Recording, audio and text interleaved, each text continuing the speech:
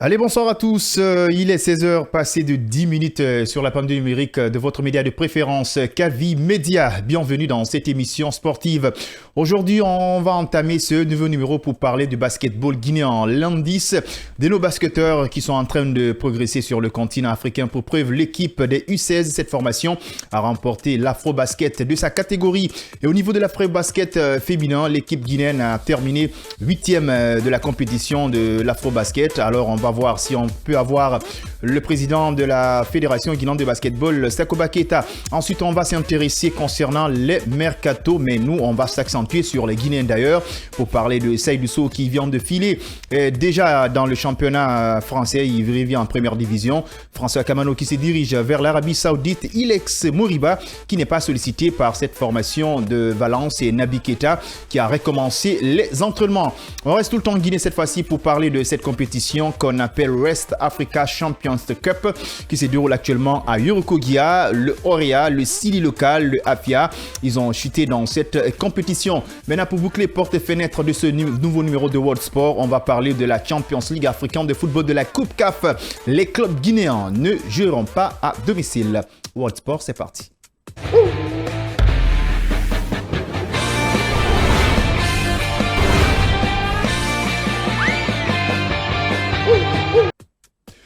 Rien que du football dans ce nouveau numéro de World Sport, ici sur ce plateau avec nos invités de parcours. Lui c'est Alou Saran Yombuno, si je ne me trompe pas.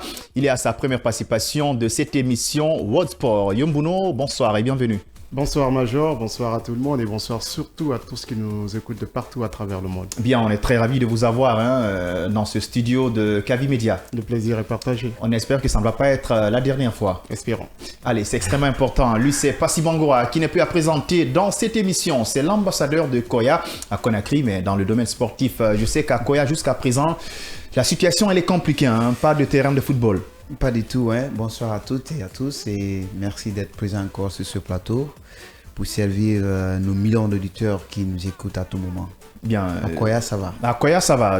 Maintenant, avec le football, ça va, le terrain est disponible? Le terrain n'est pas encore disponible. Mais tu n'as pas contacté le ministre des Sports, BA, c'est ça? Bien sûr, à chaque fois, on fait des tweets, on fait des... Mais pourtant, il nous avait promis, même si la Guinée n'organise pas cette Coupe d'Afrique des Nations, puis les infrastructures vont continuer. Et le plus grave, c'est que même ce qui a été promis par ce même ministre, ils ont sauté Koya, malgré avec tous ces terres que nous avons ici. Ouais. Ils ont sauté Koya pour aller construire des stades de dégagement ou je ne sais pas quoi dans les autres préfectures. C'est Koya qui est à 50 km de la capitale.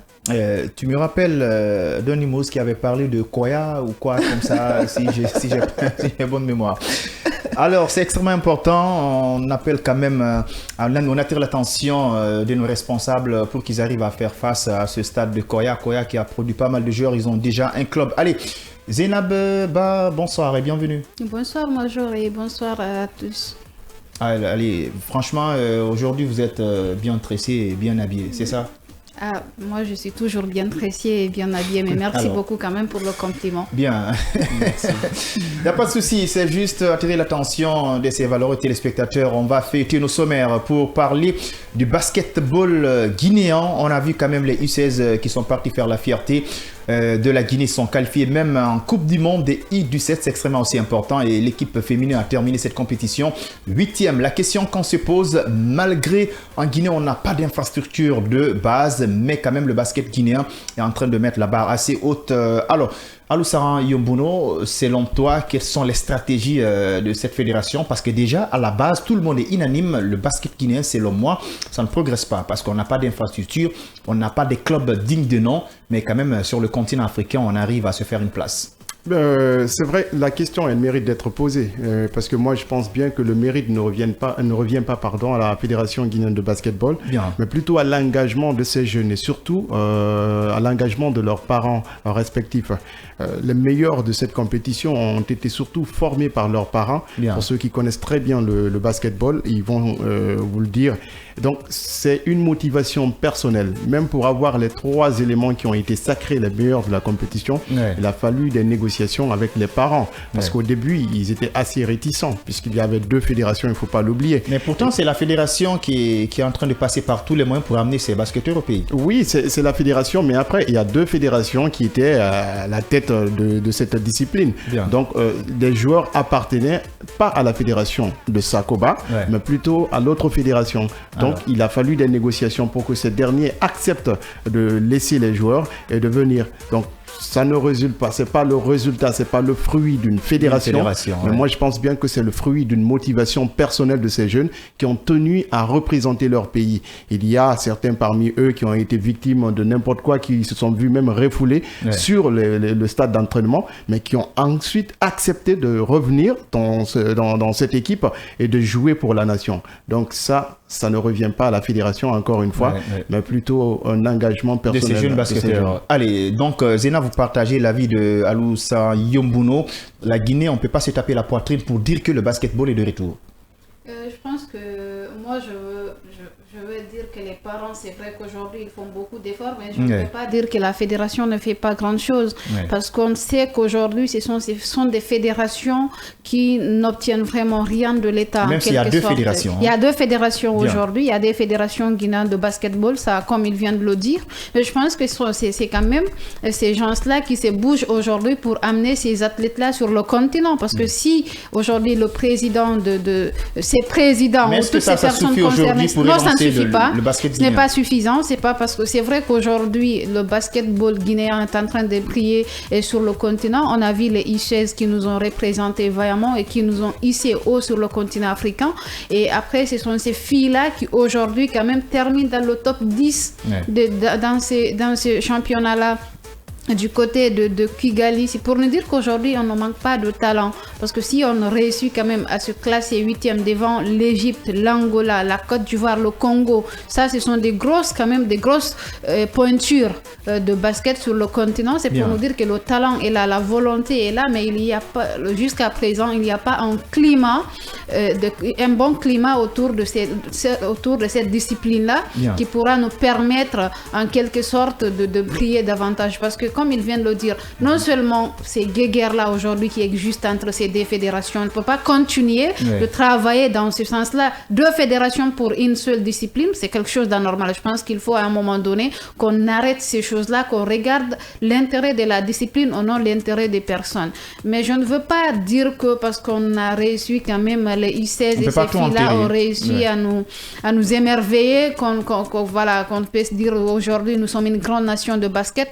Voilà. Non, je pense qu'il ne faut pas se tromper. Le chemin est encore long. C'est un bon début. Il faut encourager, il faut féliciter, mais il faut quand même qu'on continue encore de dénoncer jusqu'à ce que ça change. Donc c'est de tape à l'œil. Voilà. En fait, ce que vous dites, vous avez parfaitement raison, mais sauf qu'à un certain niveau, moi je tiens compte des conditions dans lesquelles l'équipe a été préparée pour aller jouer la compétition. C'est très important aussi. La façon dont il y a eu le recrutement, et si ce n'était pas encore l'autre équipe qui avait prêté la main, c'est sûr et certain qu'on allait assister à un fiasco. Parce que ceux qui ont été laissés par cette équipe se sont illustrés et ils ont été les meilleurs de la compétition. Encore une fois, tant qu'on ne revient pas sur table et essayer de discuter des problèmes qui minent ce secteur, nous allons toujours continuer à patauger. C'est vrai qu'il y a des victoires parfois, mais attention, il ne faudrait pas qu'on se dise directement, ben oui, même si Paul ou Pierre n'agit pas. On a même écouté Sakoba. Moi, je pensais que déjà, il aurait aurait demandé,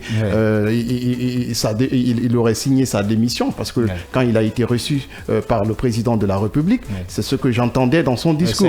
Malheureusement, c'est pas ce qui se passe. On continue à maintenir la crise et c'est pourquoi j'insiste toujours, ce n'est pas l'effort de cette fédération guinéenne de basketball qui a amené cette équipe très loin, c'est l'effort des parents. Parce que lorsque votre enfant est victime de quelque chose et que vous-même vous avez été basketteur, vous le préparez et qu'il représente le pays, vous acceptez même qu'il intègre cette équipe, ça c'est une force morale, c'est une volonté, c'est un signe de patriotisme qu'ils ont montré. Alors, voilà pourquoi cette équipe est en train d'émerger aujourd'hui. L'avis de Zenabaye de Alousaran Yombouno dans l'émission World Sport, une émission dont vous avez l'habitude de suivre devant votre petit écran et nous écouter sur les ondes de la 89.5 à modulation de fréquence. L'émission c'est World Sport. On parle de toutes les disciplines, mais aujourd'hui, on s'est accentué sur le football, surtout le sport guinéen et le basketball. C'est extrêmement important parce que les autres disciplines sont souvent lésées. On dit Dieu ne joue pas au dé, il n'y a pas un fait aléatoire. Est-ce que Passy Bangwa, on peut parler de chance cette fois-ci pour les basketteurs guinéens? Oui, de sens presque oui, parce qu'il est extrêmement important. Le ballon orange depuis Belle-Ouette, on traverse des moments plus difficiles. Parce que les guéguerres au sein de l'administration qui gère ce sport avaient fini par diviser complètement ses responsables. Et parfois, je pointe du doigt au Comité national olympique de Guinée. Pourquoi ils attendent jusqu'à ce qu'un problème administratif ou un problème de chefferie viennent s'intégrer dans une discipline ou dans une fédération jusqu'à ce qu'ils divisent complètement les responsables, les vrais acteurs de cette discipline. Et pourtant, il y a beaucoup de fédérations qui sont divisées. Jusqu'à présent, même dans le football, on a du mal à s'en sortir. C'est pourquoi je dis en amont, je les pointe du doigt. Pourquoi ils attendent qu'il y ait en tout cas une hémorragie qui vient ficeler complètement, diviser une fédération. Et même là-bas, il y avait des problèmes. Et après, il ne dit rien, sauf quand ça chauffe. Après, il vient, ils font tape à l'heure pour connaître la destination du vent ou prendre le côté qui peut peut-être les arranger. À mon avis, je dirais que non. C'est pas un comité olympique national qui fonctionne normalement, sinon ils sont là pour régulariser les crises qui sont au sein des disciplines sportives de notre pays. Selon vraiment, ils sont fautifs. Voilà, ils sont fautifs. Bien. Il faut qu'ils remettent la pendule à l'heure dans n'importe quelle discipline, dans n'importe quelle fédération. Donc s'ils ne fonctionnent pas en tant que tels, comme parvient à progresser sur l'échelle continentale, je peux dire que c'est la chance qui sourit à la Guinée. Mais au fond, le sport, elle passe à côté. Allez-y. Moi, je pense qu'aujourd'hui, on ne respecte pas aussi les lois. Au sein de ces fédérations-là, parce que s'il y a des textes aujourd'hui qui sont écrits, s'il y a ces textes-là, qu'on respecte ces textes, je pense qu'on ne peut pas arriver là. Mais s'il y a des gens qui sortent de l'autre côté, qui essaient de faire jusqu'à un troisième mandat, et puis ça passe, je pense que ça ne peut pas aller. De l'autre côté, il y aura toujours une division. Il faudrait que ces textes-là soient respectés, que ces lois qui sont là soient respectées. Si ces textes-là sont là, ce n'est pas pour ne rien. Cela va nous éviter d'aller dans ces désordres. Mais si chacun fait ce qu'il veut, cela nous amène à dire que, en quelque sorte, ça a toujours été des intérêts personnels, que ce soit football, dans les autres disciplines, ce sont des intérêts personnels. On ne regarde pas ces disciplines-là, mais on regarde des intérêts égoïstes. À un moment donné, il faut qu'on arrête. Il faudrait que nos autorités s'impliquent, comme ils viennent le dire, ce comité olympique. Je pense que c'est de leur rôle. Non, il faudrait à un moment donné qu'on se retrouve autour de la table, qu'on dit mais arrêtez, on ne peut pas continuer comme ça. Il faudrait qu'on ait une seule unité. Les autorités, parce que quand vous parlez d'autorités, peut-être celles qui sont actuellement en place, on peut un peu comprendre. Mais le problème que vit le basketball aujourd'hui, c'est un problème politique qui s'est transporté dans le sport. C'est ce que nous sommes en train d'assister. On a quelqu'un, par exemple, qui pense, je ne vais pas citer de nom, parce que quand j'ai échangé avec... N'hésitez pas dans cette émission. Quand j'ai échangé avec Babila, par exemple, il disait que Sakoba bénéficiait d'un soutien de taille qui était dans le gouvernement d'Alpha Condé. Donc il y avait ce problème qui était là. Il était fort de quelque chose. Il y a eu beaucoup de personnes qui ont été emprisonnées, oubliant que nous avons affaire au sport et non à la politique.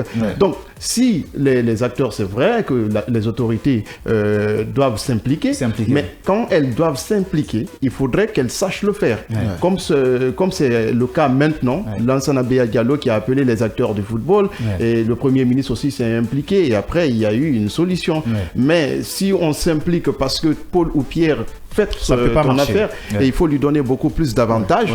Vous allez continuer à maintenir la crise au sein des différentes disciplines, c'est ça? Là, je suis parfaitement d'accord avec vous. On souhaite quand même bonne chance à nos différentes équipes qui sont en train de représenter la Guinée dans ces compétitions, surtout le basketball. Et félicitations à nos jeunes basketteurs, les U16 quand même qui ont fait la fierté de la Guinée. Bientôt, pourquoi ne pas faire une fierté africaine parce qu'ils se sont qualifiés au niveau de la Coupe du Monde des U17. Et aussi, il faut qu'on arrive à mettre de l'ordre au niveau de cette fédération. Ça va nous rendre énormément plaisir, surtout nous les journalistes sportifs.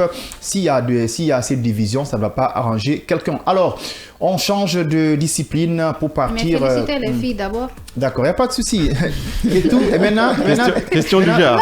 Allez-y, féliciter les filles qui terminent dans le top 10 quand même. Nous, c'est ce qu'on est en train d'éviter, dire filles ou garçons. On va généraliser. Non, je sais, mais là, on va généraliser le basketball guinéen. Vous avez dit les I16. Ils ont ramené un trophée. Non, et il y a les filles aussi qui terminent dans le top 10, donc qui terminent 8e devant le Congo, devant l'Angola, l'Égypte, la Côte d'Ivoire. Je pense que après 30 ans, après c'est là, je pense bien. On leur félicite, mais surtout on leur encourage. Parce que quand on ne ramène pas un trophée, on t'encourage. C'est extrêmement important. On ne veut plus se contenter du minimum. Il faut que ces filles arrivent à cravacher dur pour nous ramener un trophée. C'est extrêmement important. On les félicite, on les encourage aussi. Mais quand même, on va encore tout le temps féliciter ces U16 qui ont ramené la coupe à la maison. C'est extrêmement aussi important. C'est à vous encore de relever le défi. La coupe féminine. La coupe féminine. Ça arrive. Allez, elle nous avait un peu ramené dans le basketball. C'est extrêmement important. On va voyager maintenant pour parler de football. Cette fois-ci, on s'intéresse aux Guinéens. D'ailleurs, après cette virgule.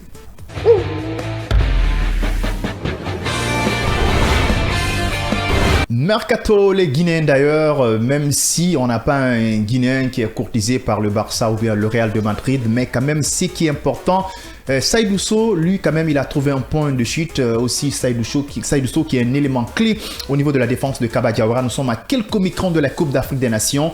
C'est un ouf de soulagement pour la sélection guinéenne. Passy Bangoura, Seydou Sow, il n'est pas de Koya, mais il reste quand même un Guinéen. C'est extrêmement important pour la défense guinéenne. Oui, c'est extrêmement important parce que les joueurs aujourd'hui sont conscients de l'évolution du football guinéen, mais en général africain. Parce qu'il est extrêmement important quand la concurrence de part et d'autre entre les différentes nations, surtout quand on dit la Guinée c'est un pays de football par excellence, et vu les joueurs de ce pays en train d'évoluer dans des divisions inférieures, je pense que ça ne donne pas une très bonne image.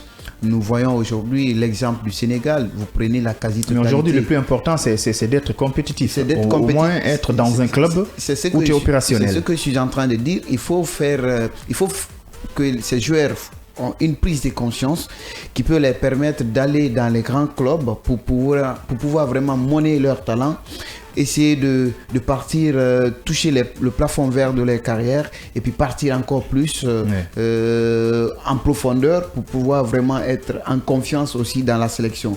Si ils continuent à progresser ainsi, je pense que ça serait encore beaucoup plus quelque chose de très important pour notre football national. Je veux parler du Sili national. Ouais. De l'autre côté, si ils continuent à régresser... Et surtout être titulaire, éviter les blessures. Parce qu'à un certain moment, c'est qui avait fatigué ces garçons. C'est ce qui est extrêmement important. C'est pourquoi je dis qu'il faut qu'ils font des prises de conscience, notamment personnelles, mais aussi pour l'intérêt de la nation. Allez, il méritait mieux? Il méritait mieux, c'est à revoir parce que Seydou Sow, c'est vrai que il a été un défenseur très très important l'année dernière pour le Sili notamment, mais je pense qu'il devrait encore faire mieux. Donc, vous savez, pour être au grand rendez-vous, il faut jouer comme un grand. Malheureusement, nous n'avons pas encore ces défenseurs de trame. On aurait peut-être aimé le voir jouer peut-être à Chelsea, si ce n'est pas au Barça ou au Bayern Munich, encore Real Madrid, mais Chelsea, peut-être Liverpool. Mais je pense qu'il a ce qu'il mérite pour le moment. Il faut évoluer avec. Et c'est sûr et certain que l'année prochaine, ou d'ici la fin de la saison, on aura encore quelque chose de potable pour lui. Il est de retour. Kaba Diawara peut se rassurer maintenant au niveau de la défense parce qu'il a déjà un Seydou Sow qui va être bientôt opérationnel dans un club. Non, je ne veux pas dire tout de suite qu'il est de retour. C'est vrai, il a fait une bonne signature parce que quitter la Ligue 2 française pour venir dans l'élite, là, je pense qu'il y a un défi qui est énorme. Il va aller jouer avec les grands, il va se mesurer avec aujourd'hui les Mbappé. S'il reste toujours à Paris, il va aller jouer avec Marseille, avec PSG, avec... Donc c'est pour vous dire qu'aujourd'hui, il est venu dans l'élite. Donc le défi, il devient majeur. Mais la question qu'il faut se poser aujourd'hui, est-ce qu'il aura le temps des jeux qu'il faut, parce qu'il ne s'agit pas aussi d'aller juste dans l'élite.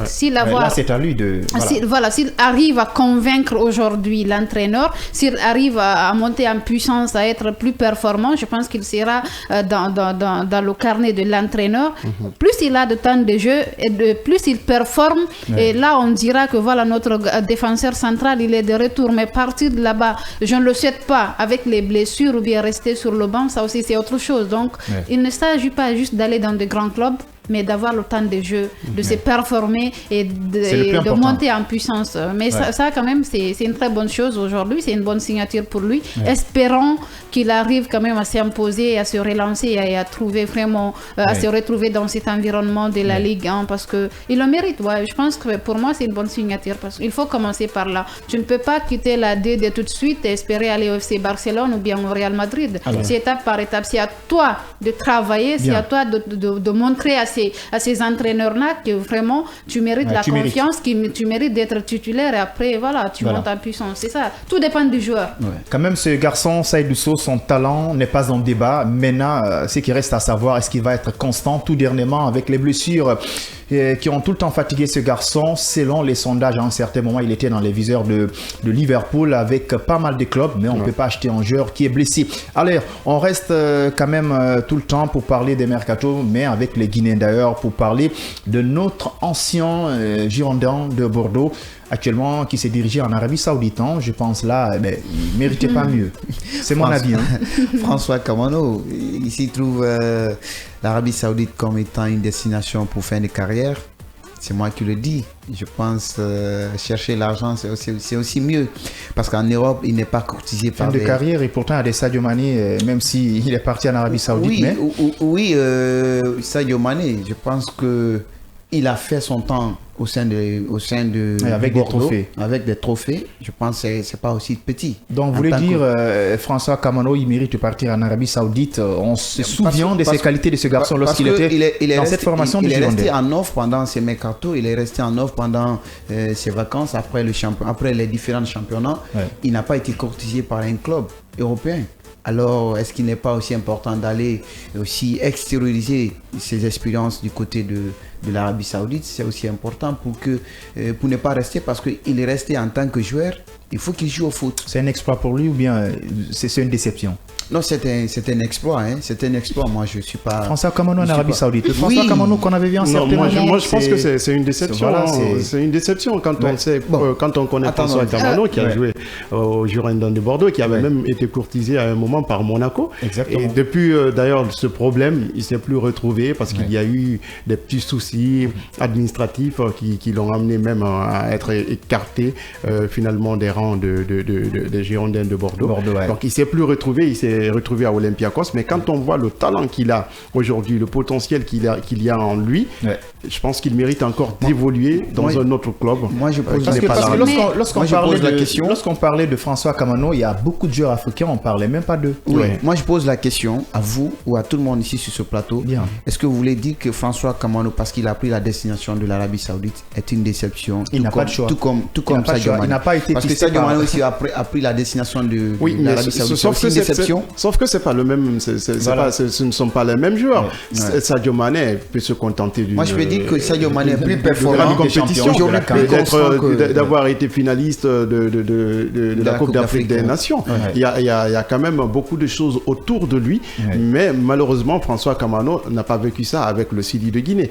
Ces trophées sont aussi importants qu'on ne puisse l'imaginer pour un joueur. Donc, aller dans un pays où les joueurs prennent leur retraite, à l'image de Cristiano Ronaldo et autres qui pouvaient aller là-bas, mais franchement, c'est un peu décevant de la part de François Kamano. Moi, j'aimerais bien le voir revenir plus en forme dans un championnat européen.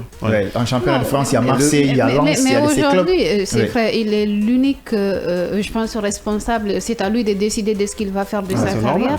Personne ne sait qu'est-ce qu'il a poussé, mais moi, je pense qu'aujourd'hui, si on vous dit Arabie Saoudite et Russie, vous préférez quoi? Non, sincèrement. Moi, je pense que je préfère la Russie. La Russie. Moi, je préfère. En fait, la Russie aussi, ce n'est pas quand même une grande nation de football juste là aujourd'hui. Non, j'ai dit juste aujourd'hui, là où il est, avec tout ce qui se passe déjà, avec le football du côté de la Russie, toutes ces sanctions qui pèsent sur ce pays-là.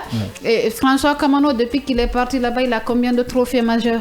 Mais quand même, en Europa League. Et si en Europe aujourd'hui, il n'y a aucun club en face qui le veut, qu'est-ce que vous voulez? Mais si il va aller là, non seulement il n'arrive pas à gagner des trophées, il n'arrive pas à briller en Europe, mais il va aller au moins prendre de l'argent. Et aujourd'hui aussi, c'est vrai, l'Arabie Saoudite, je ne sais pas, une grande nation de football. Il y a des joueurs qui arrivent de part et d'autre, mais je pense qu'il y aura un challenge dans ce championnat-là. Du moment où il y a beaucoup de grands joueurs aujourd'hui qui quittent l'Europe pour venir en Arabie Saoudite. Du coup, je me dis, il y aura quand même ce mano à mano à un moment donné dans ce championnat-là. Après l'Arabie Saoudite, c'est où? C'est la retraite, c'est sûr. Alors, moi, je te pose une question. Il ira au Japon. Exactement. Si on te disait de noter François Kamano sur 10, la note, le bilan de Kamano. Le bilan de François Kamano. Son parcours de sa carrière professionnelle. Par rapport à son talent. À son talent, moi je pense que je vais le noter 8, c'est sûr. 8 sur 10. 8, ouais, parce qu'il a marqué un but contre une équipe éthiopienne. 8 ou 7,50, je pense, parce qu'à un moment donné, c'était un François Kamano. Là où on l'attendait, on l'attendait par exemple à 15, il était à 7.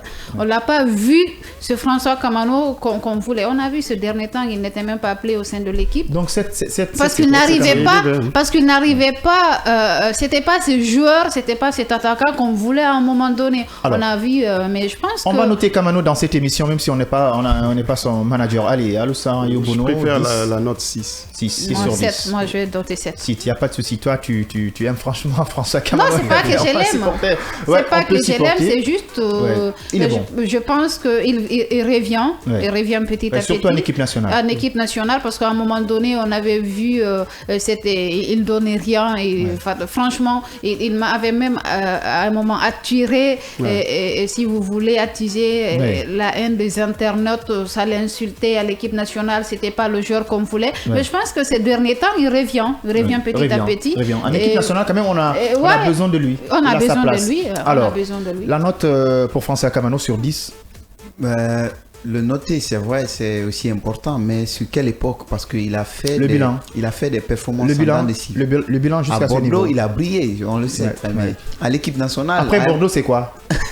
C'est une déception, on est d'accord. Alors, même si Koya est proche peut-être de... Je le nomme sur 5. Sur 5, il n'y a pas de souci, on équilibre le débat. C'est extrêmement important, hein. Nous on est sévère avec François Kamano. On voulait voir franchement François Kamano dans des clubs comme le Barça, le Real de Madrid, même peut-être au moins avec le Paris Saint-Germain. Mais vous savez, Major, ces clubs-là, il faut vraiment être performant, il faut être de taille. Ce sont des clubs qui ne vont pas te prendre juste parce que tu es tel, ils vont te prendre en fonction de ton talent et de ce que toi tu peux apporter au club. Merci, quand même, elle est d'accord avec nous. Aloussa Yobono, c'est ça. Elle partage notre avis. Allez, c'est extrêmement important. Tout le monde est unanime. Ça n'engage que nous. Hein. Le bilan de ce garçon, ça a été une déception, surtout en Europe, mais en équipe nationale. Il est en train de nous donner satisfaction. Il est de retour. C'est extrêmement important pour Kaba Diawara d'avoir des joueurs qui sont opérationnels, qui ont des clubs et surtout qui ne sont pas blessés. Et nous, parce qu'on prépare la Coupe d'Afrique des Nations. Côte d'Ivoire 2023, on va être à ce grand rendez-vous continental. Allez, on reste tout le temps avec les Guinéens. D'ailleurs, cette fois-ci, on va parler de Ilex Moriba de Valence. On se pose à cette question. Passy Bangoura, il a été accueilli en Guinée, en héros. C'est comme s'il nous a ramené la CAN et tout ça. On lui a donné le numéro 10. On l'a même préféré par rapport à Morlaï Silla et tout ça. Il a été le chouchou du public guinéen en Coupe d'Afrique des Nations. C'était une déception. Et cette fois-ci, en club, il se demande quoi faire. Erreur de casting au niveau de ces parrains qui ont vraiment organisé cet accueil triomphal de ce jeune Ilex Moriba. au sein de l'équipe nationale guinéenne. Moi, je dis Moriba en tant que tel parce qu'il est sorti de la Masia, il est sorti d'un centre de formation aujourd'hui. Mais individuellement, c'est un joueur talentueux. Hein. Individuellement, oui, mais c'est pas l'individualité qui aussi fait la... Et à un certain moment, quand il était venu en équipe nationale, Moriba était Ilex-Moriba. On ne peut pas amener un joueur qui a été formé au Barça en Guinée et puis on te néglige. Mazor, oui. Il y a des joueurs qui ont passé dans les centres de formation qui peut-être n'ont pas eu ces éloges, qui n'ont pas eu peut-être ces soutiens, mais qui sont venus en sélection nationale et puis répondent beaucoup plus que ce que Moriba a donné dans l'équipe nationale. Je suis d'accord.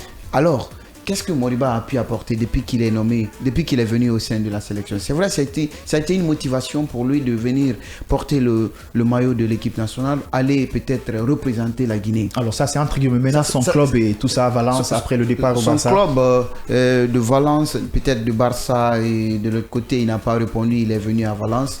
Et là même, il n'a pas été aussi trop performant. Et derrière, la chute doit être libre. Peut-être, je le dis, Valence va... Qu'est-ce qui a manqué à ce garçon? La concentration, la constance et je peux dire qu'il est physique, mais il lui manque aussi de l'expérience. Vous partagez ces mots de passive concentration? Pas forcément. Je sais quand même une chose, c'est que Ilex-Moriba, il est encore très jeune. Ouais. Il a parlé d'une question d'expérience, mais moi je pense qu'il doit beaucoup plus travailler sur le mental. Le fait ce qu'on pourrait qualifier d'échec, quitter le FC Barcelone pour avoir un autre club. Il voulait être titulaire au Barça. Malheureusement, on ne lui a pas accordé cette chance. Donc, il était obligé de quitter. Et finalement, peut-être que moralement, ça n'a pas marché chez lui. Il n'était pas pressé de quitter au Barça? Pressé de quitter, on peut le dire, mais il y a un excès de confiance en lui qui a pesé un peu. Ça revenait à son staff de lui dire, attention, il faut aller mollo, il faut aller étape par étape pour qu'on puisse réussir. Il a quand même une très bonne capacité technique. Il a la capacité de changer. C'est vrai, il a posé une question, qu'est-ce qu'il a apporté à l'équipe nationale? Moi, je pense qu'il apporte grand-chose à l'équipe nationale. Parce que le fait déjà de changer le jeu au milieu de terrain, c'est vrai qu'on n'a pas encore de ligne d'attaque qui soit prolifique, mais le jeu au milieu de terrain, ça change énormément. Le fait de... il se démarque. Voilà, donc, ça, il se démarque. Là, maintenant, au niveau du club, il faut qu'il travaille encore beaucoup plus et le moral doit être stable parce qu'il vit des moments qui sont vraiment critiques. Il est très jeune, il a encore de l'avenir. On a vu des joueurs qui ont brillé quand ils étaient déjà vieux. Quand on prend par exemple Andrea Pirlo, à un certain moment, les gens ne pensaient pas à parler de lui. Mais c'est en fin de carrière, presque, Pirlo, il a émerveillé tout le monde. Donc ça peut arriver des moments de disette, mais il faut avoir le moral très haut pour aboutir au moment de gloire. Alors on parle d'entourage, d'excès de confiance, de concentration. De concentration, moi je suis de ceux qui pensent que quitter le FC Barcelone, d'abord quitter le FC Barcelone, pour moi c'était précipité pour lui. C'est un fruit aujourd'hui de la Masia et on sait que ces jeunes qui ont été formés là aujourd'hui, quand on les voit, ce sont des jeunes que tout le monde veut avoir. Il est parti. Aujourd'hui, il a de sérieux problèmes parce qu'on a vu l'entraîneur quand même, Marco de Leipzig, ces derniers temps, cette semaine même, qui a fait une sortie. Il dit que s'il reste au club, il n'aura pas tant de jeu. Alors, de l'autre côté, Valence, ils n'en veulent plus. Il est revenu au club. Valence, ils n'en veulent plus. Leipzig, ils veulent vraiment qu'il parte. Alors qu'il est sous contrat jusqu'en 2025. Où est-ce qu'il va aller? Parce qu'il est très jeune, pour se retrouver dans de telles situations. Il a une bonne formation pour se retrouver dans de telles situations. Si c'est un jeune qui venait de la Guinée comme ça, fraîchement, voilà, qui n'avait pas passé par ce grand centre, je pense qu'il n'est pas bien entouré. C'est pourquoi j'ai dit partir d'FC Barcelone était une grosse erreur de sa part. Une grosse erreur pour moi. Parce qu'il pouvait rester. Il allait jouer tôt ou tard, il allait avoir le temps de jouer. Aujourd'hui, on voit quand même l'entraîneur FC Barcelone qui est en train de donner la chance à ces jeunes-là, qui est en train de mettre les jeunes-là devant, qui est en train de donner à ces... Prenez la mine aujourd'hui, ces jeunes qui sont là, ce sont des fruits de la masse. Ils ont été patients, ils auront tôt ou tard le temps de jeu. Et ça ne sera pas pareil pour un joueur qui est parti se promener un peu partout. Il va perdre même confiance à lui. Parce qu'à force d'être rejeté, à force de se retrouver dans ce problème-là, il risque d'avoir un moral vraiment... de perdre psychologiquement, psychologiquement il sera touché et il est très jeune pour ça. Je pense mieux pour lui de revenir s'il y a encore une possibilité. Non, franchement, l'entraîneur il a clairement dit que s'il reste au club il n'aura pas un temps de jeu. Il a clairement dit, Marco il a dit. Alors qu'est-ce qu'il va faire? Il va se contenter avec Kaba Diawara parce que lui-même il va le préférer. Moi quand même je suis d'accord, il va pas préférer Morla Silla à la place de Ilex Moriba. Ouais, c'est vrai, mais ça n'engage s'il n'a pas aussi, mais même si aujourd'hui Kaba on sait, s'il l'envoie c'est parce qu'il sait aussi que de l'autre côté il est dans un club, il joue, s'il reste sans club, sans temps de jeu, vous pensez que là-bas Kaba va le il pourra le faire, je pense moi je te garantis on verra bien. Alors il y aura des critiques derrière, je pense après il n'aura pas de choix. Kaba a fait venir des joueurs qui n'ont joué que 10 minutes. C'est vrai, ça aussi chez lui. Ok, faut pas mais Moriba, moi je pense qu'aujourd'hui quand même j'ai de la peine pour lui, il est très jeune et talentueux pour vivre cette période qu'il est en train de traverser. Faut pas qu'on se presse pour Kaba Diawara, bientôt nous sommes à quelques microns de la Coupe d'Afrique des Nations, pourquoi pas des éliminatoires de la Coupe du Monde. Allez, c'est extrêmement important, on va tout le temps parler de ces Guinéens d'ailleurs, mais on reste au niveau du milieu de terrain. Après Ilex Moriba, on va parler du capitaine de Sili National de Guinée, il s'agit de Naby Keita, qui a quand même atterri dans cette formation de Werder de Brême. Actuellement, c'est la star de cette formation avec des prises de photos.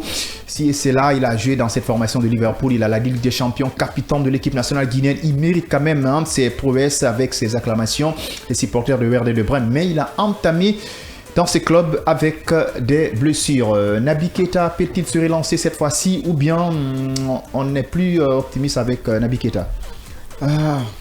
Parler de Naby encore. Oui, quand même, il a changé de club, c'est extrêmement important. Il a changé de club, mais comment il a été accueilli dans ce club, c'est encore avec des blessures. Oui.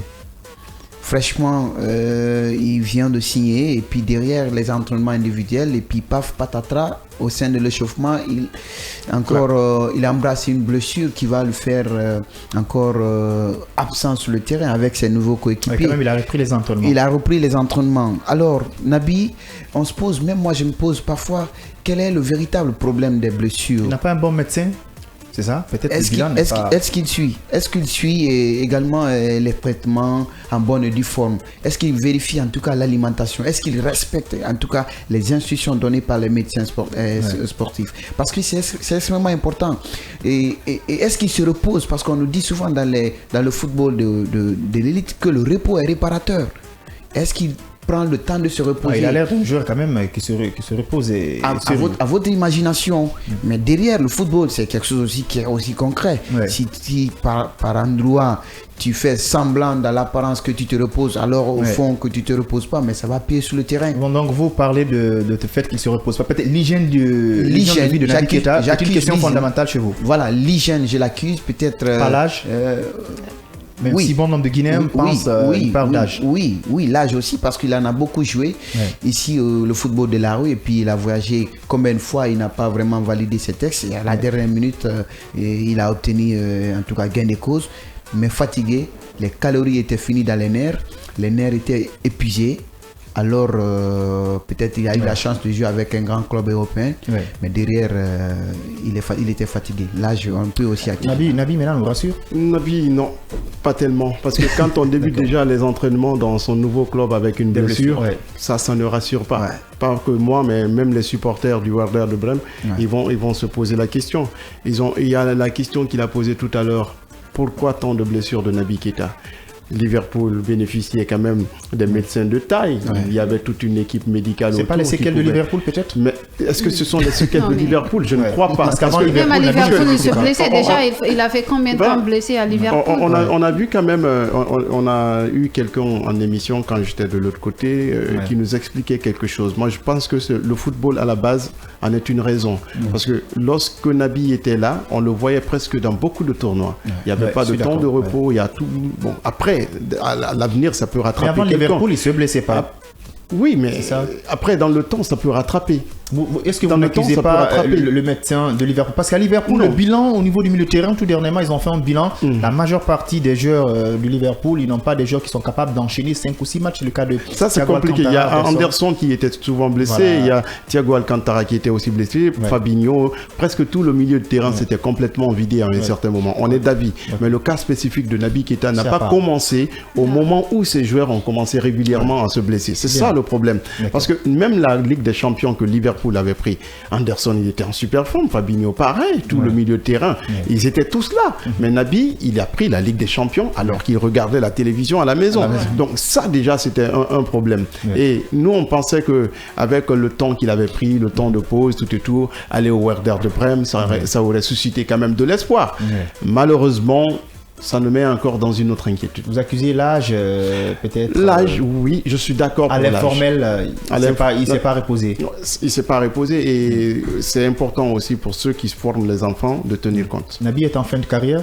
Moi, je pense que Major, aujourd'hui, personne ne sait c'est quoi la vraie cause des blessures de Naby. Bien. Parce qu'à Liverpool, ils ont quand même des médecins de taille. Ce n'est pas n'importe quel club. Il est arrivé là, on a vu, il a passé tellement de temps à l'infirmerie, c'est devenu autre chose. Il est tellement fébrile, même lorsque tu le regardes, tu insistes. Mais à vue d'œil, quand on voit Naby, souvent les gens Non, sérieux, tu le regardes avec insistance, il se blesse. Sérieusement. Je pense qu'il a un sérieux problème. Moi, je me pose des questions. Est-ce que ce n'est pas l'hygiène? Après autre chose, ce sont des joueurs qui parfois ils quittent ici, ils partent de l'autre côté, ils modifient leur âge. Si tu pars là-bas, tu dis que tu as... Mais Sadio Mané aussi non, âgé. Un instant juste, tu dis que tu as 25 ans, alors que tu en as 30. On te soumet à des traitements de quelqu'un qui a 25 ans. Ça, c'est pour tous les footballeurs africains. Non, j'ai dit juste, est-ce que ça aussi... Moi, ce sont des questions que je me pose, parce que Naby, il est tellement fébrile à tel point qu'aujourd'hui, tout le monde se pose des questions. Il a mais le à vue d'œil, il est plus costaud que Di Maria. Il a le talent, mais comme je l'ai dit, même quand tu le regardes avec insistance, il se blesse. C'est vraiment grave pour un joueur parce que c'est la paix de détruire la carrière d'un joueur rapidement. Aucun entraîneur, aucun club ne peut accepter de payer très cher pour un joueur qui va venir et passer tout son temps à l'infirmerie. Aucun joueur. Je suis d'accord. C'est vraiment très grave. Aujourd'hui, on a vu les parties. De l'autre côté, sa visite médicale, tout s'est bien passé. Il vient à l'entraînement, il se blesse. Et puis il nous a rassuré. Il nous a même rassuré avant de commencer. Il y a un sérieux problème que personne n'arrive à comprendre autour de lui. Même lui, je pense qu'il ne comprend pas ce qui lui arrive. Malheureusement, nos joueurs ils ne communiquent pas dans les médias. C'est extrêmement important d'avoir un Naby Keita dans une émission, ou bien en tout cas son entourage, le manager, c'est extrêmement important.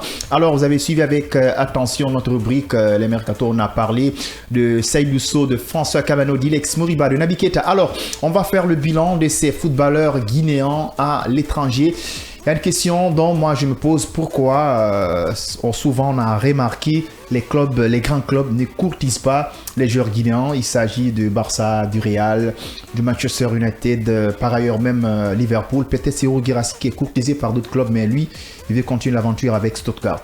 Manque de formation parce que la politique sportive d'abord au pays en tout cas n'est pas aussitôt validé, parce que quand on dit l'autre championnat est professionnel, on est loin d'être professionnel. Les joueurs qui décrochent ici pour aller jouer à l'étranger, il ne peut pas valider certaines attitudes ou certains comportements ou certains textes d'intégration dans des grands clubs, parce qu'il est extrêmement important.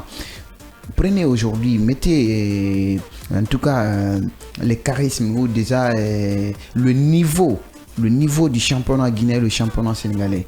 Vous dites aujourd'hui à un joueur sénégalais de Ligue 1 qui part pour valider les textes également du côté de l'Europe. Mais pourtant en Afrique, on défense quand même ces Sénégalais. Bien sûr, sur papier.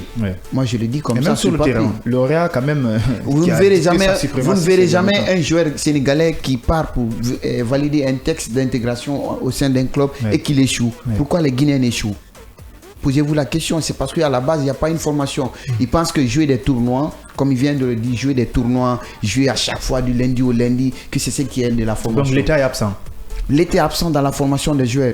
Il faut investir autant plus qu'on investit dans l'établissement scolaire. Il faut investir sur les joueurs, dans les clubs, en matière de formation. Malgré ils n'ont pas assez de mécènes, mais quand même, ils arrivent à se démarquer. Oui, ils arrivent à se démarquer. C'est pourquoi vous-même, vous êtes en train de juger le niveau un peu plus bas. Bien. Parce qu'ils ont du mal à intégrer ou ils ont du mal à être courtisés par des grands clubs européens, notamment le FC Barcelone, le Paris Saint-Germain. Le niveau qu'ils ont ne peut pas mesurer ou n'est pas... Donc selon vous, on n'a pas une bonne politique sportive. On n'a pas une bonne politique sportive. Vous accusez l'État. Moi, j'accuse l'État peut-être en matière d'investissement, mais aussi j'accuse les mécènes ou déjà les présidents des clubs qui ne mettent pas sur table les projets sportifs allant dans le sens de la formation pour ces jeunes. Sarah Yomboulou, n'est-il pas une question de conscience professionnelle? La conscience professionnelle, je préfère que ce soit une politique sportive. C'est vrai qu'on a besoin aujourd'hui d'une très bonne politique sportive pour des joueurs locaux. Mais quand on regarde la configuration, par exemple, de celui de Guinée, la plupart des joueurs, ce sont des joueurs qui évoluent à l'étranger, qui sont même nés à l'étranger, qui ont grandi là. Et certains ont dit qu'ils ont fait des centres de formation. Mais qu'est-ce qui manque aujourd'hui? On a vu beaucoup d'autres joueurs, Julien Janvier, qui ne connaît même pas la Guinée, qui n'a pas été là, qui avait toutes les chances aussi d'évoluer dans un Simon Fallette. Il y a beaucoup de joueurs aujourd'hui qui sont nés à l'étranger, qui ont grandi là-bas, mais qui ne parviennent pas à décrocher les grands clubs. La question, elle va rester toujours posée. Qu'est-ce qui se passe? Moi, je pense que c'est la détermination personnelle qui manque aujourd'hui à ces joueurs. Et aussi, si nous regardons la façon dont les choix sont faits, souvent on prend des joueurs qui ne sont plus convoités par d'autres équipes ou d'autres formations nationales. Et après, nous, on dit, bon, puisqu'il a été ici, il est en Europe, on va le prendre. Et c'est ce qui fait aujourd'hui le problème. La politique sportive, on en a vraiment besoin. Ça, on est d'avis là-dessus. Mais dire que c'est ce qui amène, ce qui fait en sorte que les joueurs n'évoluent pas dans de grands clubs. Ça fait partie, mais voilà, je pas suis forcément pas, ça. Voilà, c'est pas forcément ça. Et les joueurs aussi, ils ont leur part de responsabilité. Oui. Vous êtes d'accord? Quand vous jouez bien, vous êtes forcément convoité. Et avoir des ambitions. Il y a des joueurs qui ont été détectés lors de la Coupe d'Afrique des Nations. C'était des locaux et qui sont partis de l'autre côté, qui ont joué, qui ont brillé. Ça se fait. Il y a des joueurs qui ont été recrutés au niveau du champ. Donc, le déploiement personnel, moi, je pense que c'est très important. Je comprends, vous n'êtes pas dans la philosophie de Kaba Diawara. C'est ce qui est normal. Ce qu'il vient de dire, Mazor, c'est extrêmement important. Vous dites aujourd'hui, prenez un exemple, vous prenez la flamme olympique, vous venez au sein de l'entraînement, vous dites, jouez avec pression. Mais ils vont s'arrêter, ils ne savent pas ce que cela veut dire la pression. Jouer avec le bloc bas, mais ils vont se dire parce qu'ils ne sont pas avertis de là-dessus. Ils sont au niveau local. Pourquoi tu prends l'exemple sur la flamme olympique? Ils sont au niveau local. C'est un exemple. C'est quand ils vont s'habituer ici, arriver en Europe. Il reste que la tactique va les chercher. C'est vrai qu'on manque de politique sportive, mais je pense que nos joueurs aussi manquent d'ambition. Prenez par exemple Simon Fallette, c'est un joueur à un moment donné, les gens comptaient tellement sur lui, à un moment donné, personnellement, j'aimais ces joueurs. Il est où aujourd'hui? Disparu de radar. Et il y en a tellement de joueurs comme ça, mais pourtant ce ne sont pas des joueurs qui viennent de la Guinée. Kevin Constant. Mais il faut que le joueur soit entouré. Ce sont des joueurs qui ont toujours évolué du côté de l'Europe. Mais est-ce que la politique sportive ne pouvait pas mettre la pression à ces joueurs comme Kevin Constant va jouer avec Karim Benzema dans le même centre de formation. Et après, la suite, Karim il est où? Kevin il est où? En fait, si nos joueurs manquent d'ambition, ils se contentent du peu. On a combien de joueurs aujourd'hui qui jouent la Première Ligue? On a combien de joueurs aujourd'hui qui jouent la Liga? On a combien de joueurs qui jouent en Bundesliga, en Ligue L? On a combien de joueurs qui jouent la Ligue 1 française? C'est pour te dire que tous nos joueurs, c'est soit Russie, Turquie, tu entends En fait, parfois les clubs, tu as du mal même à prononcer le nom des clubs. À un moment, il y avait Bayo, ces joueurs-là, on comptait sur lui. Amadou Diawara, à un moment donné, c'était des joueurs qu'on voyait loin. Ils sont où ces joueurs aujourd'hui? Et lui-même, il se cherche. Amadou Diawara se cherche. Parce que ce sont ces joueurs-là il a été clair ils n'arrivent pas à travailler sur eux-mêmes. Ils n'arrivent pas à s'entourer par de bonnes personnes qui leur aident aussi. Parce que quel que soit ton talent, si tu n'es pas bien entouré par des personnes qui vont t'aider à grandir, difficilement tu vas grandir. Ça va être très compliqué. C'est compliqué pour nos joueurs. On n'a pas ces joueurs-là. Vous pouvez compter jusqu'à 20, 30. Il n'y a aucun joueur aujourd'hui qui performe en Europe qu'on peut dire, voilà, ces joueurs-là, la Guinée peut se taper la poitrine. Oui, on n'en a pas. Est-ce qu'il y a un Guinéen qui a brillé 3 saisons successivement? On n'en a pas. Je me rappelle pas. C'est pour te dire que même ces joueurs, leurs responsabilités sont engagées. On va observer Séo Girassi. On va voir ce que ça va donner avec lui aussi, parce que ça a toujours été comme ça. Bayo, à un moment, c'était l'espoir. C'était notre espoir. Mais Bayo, le sérieux n'est pas là. Comme je l'ai dit, Amadou Diawara, c'est ces joueurs-là que tout le monde voyait. Non, c'était le Cristiano Ronaldo de la Guinée, si vous voulez. Seulement moi. Non, juste pour vous dire tellement, les Madi, les Ahmad, mais ils sont où aujourd'hui? Ils sont où? Disparus du radar. Moi, quand même, ça n'engage que moi. Je n'ai jamais compté sur Amadou Diawara. Il m'a déçu dans un match. Son équipe était battue. Ils étaient partis en contre-attaque. Ils étaient à quelques microns de la surface de réparation. Il fait retourner ce ballon. Non, avant, les Madi, les Amadou, les Bayo, avant c'était des joueurs quand même qu'on voyait grand, qu'on voyait loin. Mais aujourd'hui, on n'a pas ces joueurs-là. Il y avait que Naby Keita qu'on avait dans un grand club. Naby, il est où?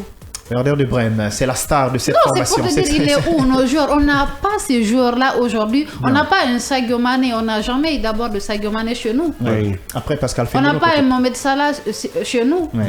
Mais on en a besoin. Je pense qu'on a du talent, mais il y a vraiment un sérieux problème autour du football guinéen. On va aussi suivre Morgan Guilavogui. On va suivre, voir ce que ça va donner. Il va jouer la Ligue des Champions cette saison. On va voir ce que ça va donner.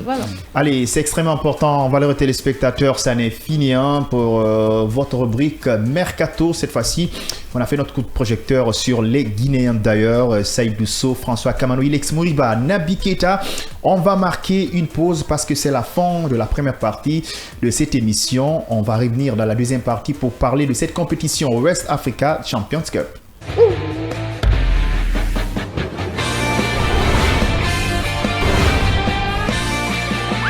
Ça se passe au niveau de votre fréquence de choix, la 89.5 et devant votre petit écran chaque mardi dès qu'il est 16h avec des chroniqueurs sportifs pour débriefer les actualités sportives qui pointent à l'horizon dans la première partie de ce nouveau numéro de World Sport. On a entamé cette émission pour parler du basketball, l'indice de nos équipes dans les différentes compétitions. Ensuite, on a parlé du mercato guinéen, on a fait le bilan. Pourquoi pas donner des notes extrêmement importantes. On souhaite bonne chance aux footballeurs guinéens qui évoluent à l'étranger. On revient en Guinée pour parler de cette compétition qui est organisée par des confrères journalistes sportifs. C'est extrêmement important pour que les clubs arrivent à préparer ces compétitions africaines. Il s'agit de la compétition West Africa Champions Cup, mais ce qui nous a attiré l'attention, le Orea, le Sili local, le Afia, les géants de football guinéens ont chuté dans cette compétition actuellement. On compte que sur l'AS Mineur de Sangaredi et cette formation de Milo FC de Cancan qui sont ici en demi-finale. L'AS Mineur de Sangaredi doit affronter cette formation Borangers de la Sierra Leone et Milo de Cancan doit se rencontrer avec Coton Sport du Bénin. Aussi, c'est extrêmement important pour ces deux représentants guinéens. Alors, nous, on va s'intéresser d'abord sur le Orea, quand même, qui est passé à côté, le Afia et le Sili local. À quelques microns de la Ligue. Le Orea, c'est la suite logique d'une saison ratée. On peut dire comme ça. Parce que le Orea, financièrement, c'est un club aujourd'hui qui est beaucoup incliné et qui ne parvient pas à s'en sortir. Il y a eu, je pense qu'il y a un gros souci au niveau de ce club aujourd'hui qui a besoin vraiment d'appui. On sait qu'il a représenté le pays dignement à un certain moment. Ça doit devenir une affaire d'État dans les conditions normales. On a vu par exemple des clubs comme le PSG, quand ça tombe, même l'État s'implique pour que le club soit relevé. Aujourd'hui, le Orea a fait en sorte que la Guinée a gagné beaucoup d'indices au niveau de la Confédération africaine de football, ce qui permet aujourd'hui au pays d'avoir 4 représentants dans les compétitions africaines. Donc, si ces moments de disette arrivent, il faudrait qu'on se donne un peu la main, qu'on essaye d'évoluer. Donc, c'est une suite logique qui est là aujourd'hui. Ça ne m'a pas surpris de voir le Orea tomber parce que je sais que moralement, les joueurs sont abattus. Il y a aujourd'hui beaucoup de joueurs qui ont été laissés parce que le pays... Et d'autres même avec le Sili local. Hein. Oui, d'autres sont avec le Sili local. Donc, il y a beaucoup de problèmes qui sont autour du Orea et ce qui a fait que le club il a vraiment chuté. Mais c'est avec presque l'équipe B qui a joué contre cette formation, mais ça reste quand même le Orea. Oui, mais est-ce que les joueurs de l'équipe A qui réclament quelque part leur salaire vont continuer à jouer? Je pense pas. Donc il y a ce problème qui est là, qui s'est posé. Et le Afia, c'est vrai, ils ont lutté pour obtenir le trophée après tant d'années. Mais c'est pas un club qui rassure, il faut le dire sincèrement. Il y a beaucoup à faire encore avec le Afia FC. C'est un club que j'aime bien parce que la politique du président, elle est très bonne. On ne se précipite pas, mais après, il faut avoir un fond de jeu.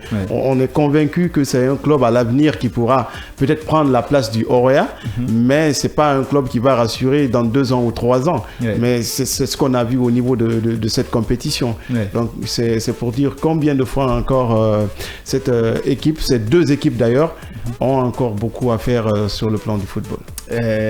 C'est une déception de fait que l'Orient a quand même chuté dans cette compétition, même si c'est l'équipe B de cette formation qui a joué. Mais je suis d'avis avec Alou Saran Yombeno, c'est une question fondamentale qu'on se pose. Est-ce que c'est une manière de préparer l'équipe B? Est-ce que par ailleurs, c'est parce que financièrement, ils n'ont pas assez de moyens, ils sont en train de préparer l'équipe B, ils n'ont pas d'autre solution? C'est la politique, hein, parce qu'on ne peut pas compter trop sur l'équipe première qui a l'habitude de jouer des grandes rencontres. Sinon, on se rappelle la saison dernière pour la première édition de ce tournoi. C'est le Orea qui a cravaché et écrasé ses adversaires. Qu'est-ce qui les empêche aujourd'hui, étant déjà habitués à ces grands événements, habitués à ces grandes compétitions? Si aujourd'hui, ne serait-ce que les clubs de l'Afrique de l'Ouest, et déjà ils se connaissent, et le Orea, si vous prenez statistiquement, le Orea est au-dessus de tous les clubs de l'Afrique de l'Ouest aujourd'hui. Et est-ce que c'est l'effectif? Mais c'est l'équipe B qui joue contre l'équipe A. Et puis c'est au niveau des séances des tirs au but que le Orea a perdu. C'est là où je vais en venir. Certes, sinon le Orea a l'habitude de plier les différentes rencontres. Certes, ils ont joué avec l'équipe B dans l'optique de préparer cette équipe aussi dans des grandes compétitions, dans les grandes rencontres plutôt. Mais ils ont fait un but partout. Avant c'est au niveau des séances des tirs au but que le club a perdu. Sur le terrain, sur le continent. C'est aussi important. Peut-être que le président, les moyens lui manquent. Je vais parler bien de Soufiane. Mais derrière, il faut aussi se contenter du minimum qu'il a et puis essayer de faire un mixage pour aussitôt sauvegarder l'image du Orea. Mais le Orea se faire éliminer très prématurément dans cette compétition, je dis que c'est encore une descente. On peut se contenter de cette formation de l'équipe B qui a tenu tête quand même face à un club de la Sierra Leone. Non, mais on ne peut pas se contenter. Là, on parle quand même de compétition. Une équipe B qui arrive quand même à se comparer à une équipe. Mais ce n'est pas cette équipe B que vous allez envoyer quand même sur le continent. Mais forcément, il s'est renforcé. Non, je te dis juste, ce n'est pas cette équipe que vous allez envoyer sur le continent. C'est pour nous dire qu'aujourd'hui, le Orea traverse une période de vache maigre.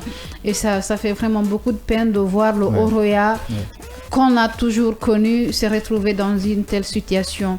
On a vu quand même des joueurs qui viennent de partir par faute de paiement. Il y a tellement de crises au sein de ces clubs-là aujourd'hui. Et puis le Orea ne mérite pas ça. Ne mérite pas ça. C'est un club qui ne mérite pas ça vraiment, parce que le Orea, ça a toujours été ce club qui nous a représentés sur le continent. On a vu ces dernières années, il n'y a eu que le Orea. Et si aujourd'hui, notre seul et unique représentant dans la Ligue des champions africaine se retrouve dans une telle situation, je pense que personne ne doit se sourire, personne ne doit s'émerveiller. Franchement parlant, moi, ça me fait de la peine de voir le Orea aujourd'hui chuter à tel niveau. Et comme il vient de le dire, je pense que c'est une suite logique. On a vu quand même leur sortie sur le continent lors de la saison en Ligue des champions. Ça n'a pas tout marché. On a vu dans le championnat, ils ont enregistré tellement d'échecs par rapport à ces dernières années. C'est pour nous dire qu'il y avait déjà une crise qui planait et aujourd'hui ils sont en pleine crise. De l'AP qui vient de partir avec tous ces joueurs et tout ça. Je pense que même les joueurs qui restent là, ils se cherchent. C'est l'état d'esprit, c'est très important. Mais lorsque ces joueurs se retrouvent dans un environnement pareil, difficile de donner quelque chose, parce que le football, c'est l'état d'esprit, c'est le moral d'abord. Si le mental n'est pas là, difficilement vous allez produire quelque chose sur le terrain. Aujourd'hui, il s'incline contre cette équipe du Bénin. Ce sont des matchs de préparation aujourd'hui pour les compétitions de la CAF. Et bientôt, ça va démarrer. Comment ça va se passer après? C'est triste. À un moment, c'est une déception. C'est une déception et c'est une tristesse aussi, parce que le Orea, pour moi, ne mérite pas ce qu'ils vivent aujourd'hui. Non, franchement, il a parlé tout à l'heure de politique sportive. Quand on écoute le propriétaire du Orea, le président, il nous disait qu'il avait une politique. C'est vrai, il en a parlé il y a de cela 3-4 ans. C'est-à-dire, à l'avenir, il y aura les joueurs de son centre de formation qui vont représenter le club. Mais ce n'était pas à pareil moment. Là, la situation intervient au moment d'une crise. C'est ce qui est compliqué. C'est ce qui est compliqué. Quel que soit ce qu'on va dire aujourd'hui, les résultats du Orea, c'est un côté psychologique. Ce sont les fruits d'un mental qui n'est pas à sa place. Donc, C'est assez précoce, hein? C'est inattendu. C'est des moments difficiles, vraiment. On ne peut même pas les décrire. C'est des moments difficiles que ce club il est en train de vivre. Parce qu'aujourd'hui, on n'a que l'Orea qui joue la Ligue des champions africaine. Si le Royal, c'est le représentant guinéen, n'arrive plus à nous représenter, qui sera là? Comme il vient de le dire, le AFIA, c'est vrai, il commence à revenir, mais moi, je ne peux pas compter sur le AFIA, sur le continent. Ils vont jouer quand même la Coupe CAF, mais la Ligue des champions africaine, c'est tout autre chose. Alors, on va même relancer ce débat de cette formation de AFIA qui a un président du club qui a les moyens. Et tout dernièrement, on avait eu comme invité le secrétaire général de cette formation de AFIA. Il s'agit de Ibrahim Markoba qui nous a rassuré qu'ils sont en train d'étoffer l'effectif afin de bien préparer la Champions League africaine de football parce que le représentant guinéen doit rencontrer Génération Foot du Sénégal. Et là aussi, c'est un autre cas. Mais malgré tout ça, le champion de Guinée en titre n'a même pas pu gérer un club béninois. Et nous, on connaît à un certain moment, personne ne pourrait arrêter le Orea dans la sous-région. Donc, le AFIA ne nous rassure pas. Il doit se préparer, hein? Le AFIA doit se préparer parce que il ne reste qu'avec Coton Sport, ils ont du mal à dépasser. Et la Ligue des Champions, c'est le plafond vert au-delà de la Coupe d'Afrique ou des autres compétitions. C'est le plafond vert du football africain. Et un club aujourd'hui qui accède dans cette compétition sans les armes en main ou des arguments pour faire valoir d'où tu viens, c'est-à-dire je viens de la Guinée-Conakry et puis étant champion, et que les arguments vraiment ne sont pas convaincants. Alors, je pense que le Orea doit pouvoir peut-être revoir, en tout cas dans le panier. C'est vrai qu'il nous annonce. On ne peut pas compter que seulement sur un club. Il faut être comme l'Afrique du Sud. Il faut avoir deux représentants. C'est vrai, il nous annonce des nouvelles têtes, des nouveaux recrues, des oiseaux rares, peut-être des joueurs qui vont venir peut-être apporter beaucoup de choses pour aller bousculer la hiérarchie africaine. Mais on ne peut pas aussi se concentrer d'une manière dans cette compétition pour ne pas avoir des blessés. Voilà, il faut faire jouer tout le monde, il faut tourner l'effectif. Mazor, vous comprenez, vous-même vous le comprenez que c'est une compétition à l'image des préparations. Hein? Bientôt ils vont rentrer dans la phase préliminaire de la Ligue des Champions. Hein? D'autres vont aussi assister au préliminaire de la Coupe CAF. Donc il est extrêmement important de faire habituer les joueurs. Joueurs et faire tourner l'effectif dans de telles compétitions. Et cette compétition est très bien illustrative, surtout à l'orée des compétitions africaines. Donc, il est temps de savoir quel est le secteur de jeu de mon club qui a des problèmes. Ça doit interpeller. D'autant donné que ces clubs qui sont là, ce sont des clubs qui vont jouer aussi les compétitions interclubs de la CAF. Donc ce sont les mêmes clubs qui vont jouer les mêmes compétitions. Cette formation avait un problème. Oui, allez-y. Il y a un problème. Quand on parle de Coton Sport, c'est pas un si petit club qu'on le pense aussi. Oui, c'est vrai. Exactement. C'est une très bonne équipe. Mais moi, je pense que c'est l'élément ou bien l'équipe à laquelle doit se mesurer exactement le champion de Guinée. Donc s'il n'a pas pu tenir, ce qui veut dire qu'il y a des leçons à tirer par rapport à ces matchs qu'il a joués. Et le AFIA, ils ont tout le temps parlé de recrutement, de renforcer l'équipe pour mieux aborder les compétitions continentales. Malheureusement, ce n'est pas les résultats que l'on voit. On est paniqué dans les tours préliminaires, on se fait éliminer gratuitement. Même quand on gagne parfois à l'aller, au retour, ça devient autre problème. Donc il y a ce problème qu'il va falloir résoudre. Je sais une chose. Le AFIA, cette année, a proposé un football qui, au fil des années, va prendre la mayonnaise. Mais pour cette sortie africaine cette année, je vais encore voir comment ça va se jouer. C'est comme le Paris Saint-Germain avec les Français. Ils ont envie de voir un Paris Saint-Germain être comme Bayern de Munich ou Liverpool. Donc c'est le même cas. On est un peu pressé avec le AFIA. C'est ça, vous partagez son avis? Un peu pressé, je pense que c'est un projet qui est en cours. Je pense que c'est un projet, c'est pas parce qu'ils ont été champions de Guinée cette saison qu'on va se dire voilà, on va aller chercher le trophée continental. Espérons juste qu'ils partent loin dans cette compétition-là, parce qu'aller aussi se faire éliminer prématurément, comme ça a toujours été ces dernières années avec nos clubs, ça aussi c'est autre chose. Mais si ils ont les moyens aujourd'hui quand même d'avoir les joueurs qu'ils veulent, s'ils ont une bonne politique sportive derrière, ça peut aller. Mais pour un début, ils vont aller d'abord se mesurer, parce que le continent est Le championnat, c'est autre chose. Mais quand même, c'est un bon projet. Hein. C'est un bon projet. Il progresse ou pas, on peut compter sur eux dans l'avenir. Mais continue sur cette lancée. Espérons qu'il continue sur cette lancée parce qu'il ne s'agit pas juste d'être champion de Guinée cette saison et puis la saison prochaine.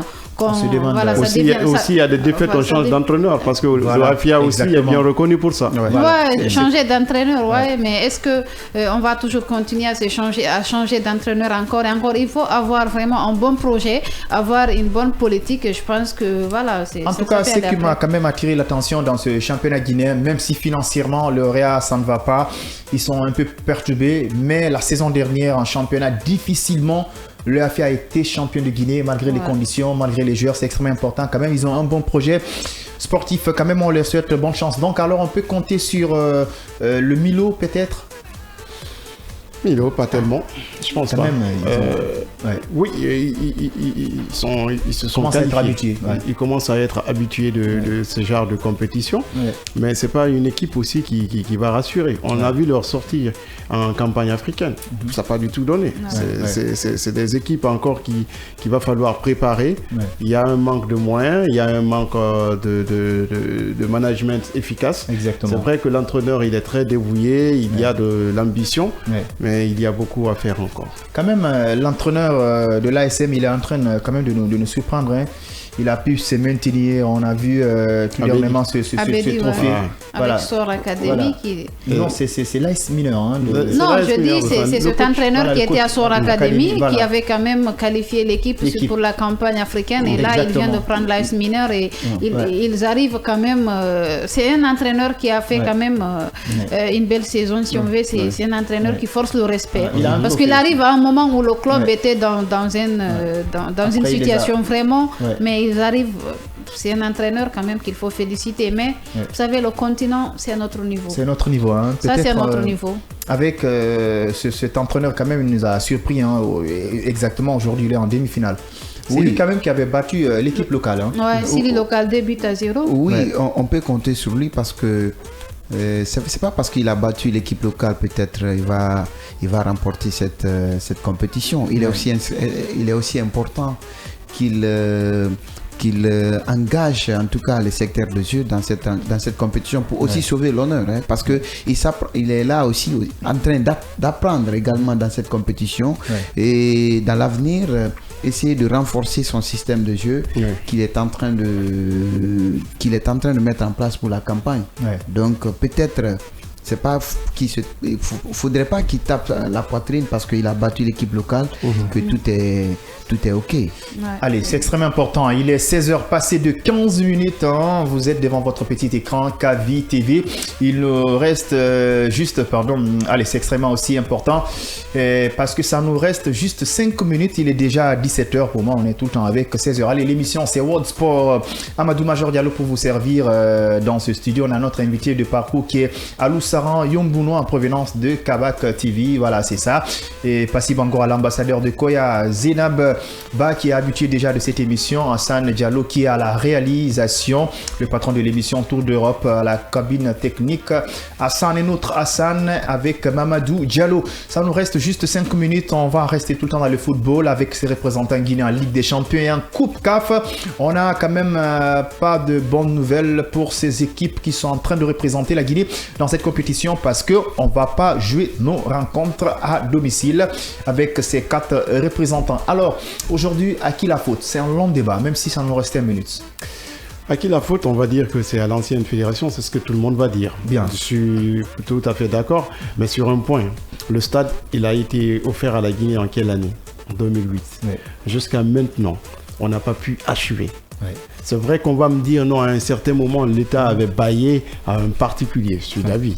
Mais encore une fois, lorsque l'État se rend compte que le particulier il n'est pas en mesure d'achever les travaux, il est de son droit de récupérer et de travailler sur ce stade. Exactement. On ne peut pas permettre quand même aux gens de s'entraîner tout au long de l'année et après qu'on leur dise qu'on leur dit, pardon, vous n'aurez pas le droit de voir votre public vous applaudir. Donc c'est très très difficile, que ce soit pour le Sili de Guinée, que ce soit pour les équipes de catégorie inférieure, que ce soit pour ces clubs qui doivent jouer la Ligue des Champions et la Coupe CAF. C'est très difficile pour eux et ça va amener forcément quelque part de mauvais résultats. Et je pense qu'il faut prendre ce problème pas en personnalisant le débat, mais il faut le prendre à un niveau national. Je suis d'accord. À partir du moment que nous avons senti que le particulier auquel nous avons baillé le stade n'est pas en mesure d'achever les travaux, il faut que l'État s'implique aussi pour accélérer, parce que la compétition, la Coupe d'Afrique des Nations doit débuter bientôt. Donc, et après ça, il y a des qualifications certainement pour la Coupe du Monde. Même qui commence à se plaindre. Voilà. Donc il y a beaucoup de problèmes. Il faut qu'on apprenne aussi à jouer devant notre public comme il a été le cas au stade du 28 septembre pendant des années. Donc, nous avons besoin de ça. Nous avons besoin de nos joueurs, de les voir jouer, applaudir. Et nous avons dépassé un stade où il faut dire c'est Paul ou Pierre. Oui, c'est pas bon. Voilà. Alors, l'un des ministres qui est quand même apprécié actuellement avec le gouvernement en place, c'est Béa Diallo qui nous avait promis, même si la Guinée n'organise pas la CAN, on allait continuer avec ces infrastructures. On a accusé assez de retard. Yombounou nous rappelle de l'équipe qui gérait l'instance de football guinéen. En tout cas, le problème quand même est collectif. Le problème est collectif. Et je pense que c'est vraiment d'ailleurs malheureux de voir que jusqu'ici, nous, on continue d'aller chez nos voisins pour demander à ce qu'on nous prête des stades pour que l'on joue, alors qu'il y a des pays ici qu'on dévance. Quand on parle de football, des pays, la Guinée, ces pays-là, on ne peut pas les comparer. Mais jusqu'à présent, nous partons chez eux pour tendre la main, pour demander à ce qu'on nous accepte pour qu'on joue. C'est vraiment malheureux. Oui, Béa, il a fait une sortie tout récemment encore. Il dit que le gouvernement, ils ont promis d'effectuer des travaux au stade de Nongo. Moi, j'ai dit, j'attends de voir ce qu'ils vont faire sur le terrain. En tout cas, si la volonté y est, je pense que s'ils se donnent les moyens, ils peuvent le faire. Parce qu'on dit, le 12e homme d'une équipe, c'est son public. Et devoir toujours aller ailleurs, jouer à compte des équipes qui parfois jouent en présence de leur public, ça va jouer sur le mental de ces joueurs-là. On ne peut pas continuer comme ça encore et encore et encore. Jusqu'à quand on va toujours continuer? Donc cela veut dire que nos équipes-là vont jouer ailleurs. Il y a ces éliminatoires pour la Coupe du Monde qui arrivent. Si encore les travaux n'ont pas s'ils n'effectuent pas ces travaux au stade du Nongo, ça va être autre chose. Le Sili aussi va ailleurs, c'est-à-dire nous Guinéens, nous n'aurons pas droit d'aller au stade regarder nos équipes. C'est vraiment malheureux et c'est triste. Je pense qu'on parle de ça avec autant de légèreté, mais c'est un sujet vraiment qu'on doit prendre au sérieux. C'est un sujet qu'on doit prendre au sérieux. On ne peut pas continuer. Nous ne sommes pas un village, nous ne sommes pas une région, nous sommes une nation. C'est le pays quand même. Nous sommes une nation, c'est un pays. Et ça continue encore et encore. Et je pense que Béa parlait, il sait parler. Désolé, il sait parler, mais les actes, non. Voilà.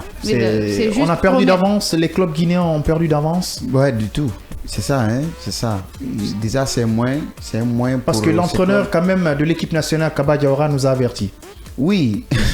Voilà. Mais qu'est-ce qu'il peut faire? Qu'est-ce qu'il va faire? Mais il ne peut rien faire après. Il nous a quand même averti. C'est à nous de prendre nos responsabilités. Et au club de prendre les responsabilités. Allez-y contacter les voisins pour aller peut-être recevoir les matchs à domicile. Sinon que si c'est en Guinée, non seulement l'adversaire va venir et eux-mêmes, ils auront du mal à pratiquer le stade plutôt. Parce que s'il faut parler d'un stade. Je suis d'accord.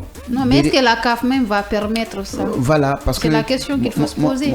Parce que si on n'a pas de stade homologué, est-ce que la CAF va permettre qu'on reçoive moi, nos je matchs me rappelle à domicile?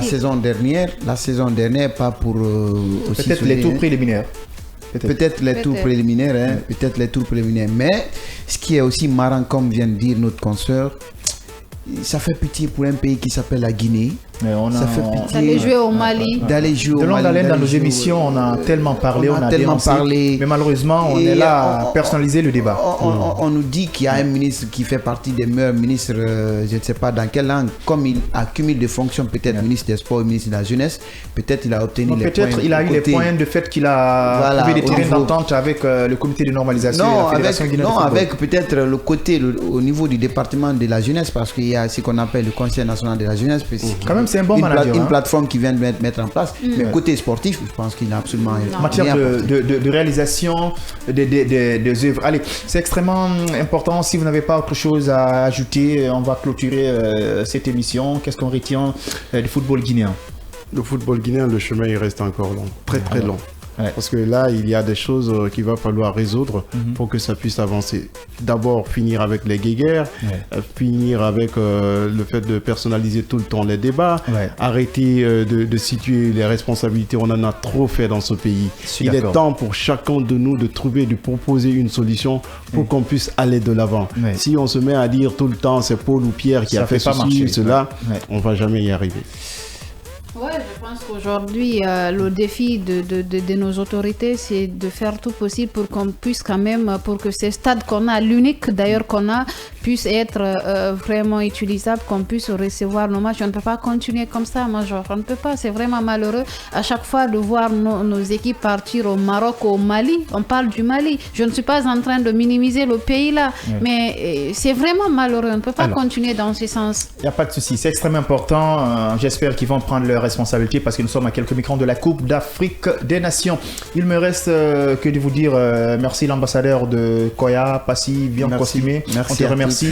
On te souhaite bonne chance avec la moto qui te fatigue. Oui, merci beaucoup et je vais vous faire inviter l'équipe de World Sport de faire un coup de projecteur sur le football de Koya. Il n'y a pas de souci, on est en train de préparer des documentaires parce que bientôt on va commencer notre émission World Sport à la télé. Ça c'est les dimanche avec notre plateau plein de documentaires, plein de reportages, surtout concernant le bilan du football guinéen. On est en train de préparer.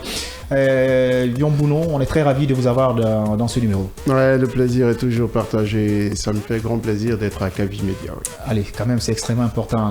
Zénab, toi, on est ensemble, on est très ravis. Merci beaucoup, Major, et merci à nos millions d'auditeurs. Voilà, quand même, on félicite l'équipe féminine qui s'est classée parmi les top 10. Il le faut, voilà, parce que je ne vous ai pas entendu trop parler de cette équipe-là. Voilà, quand c'est le foot,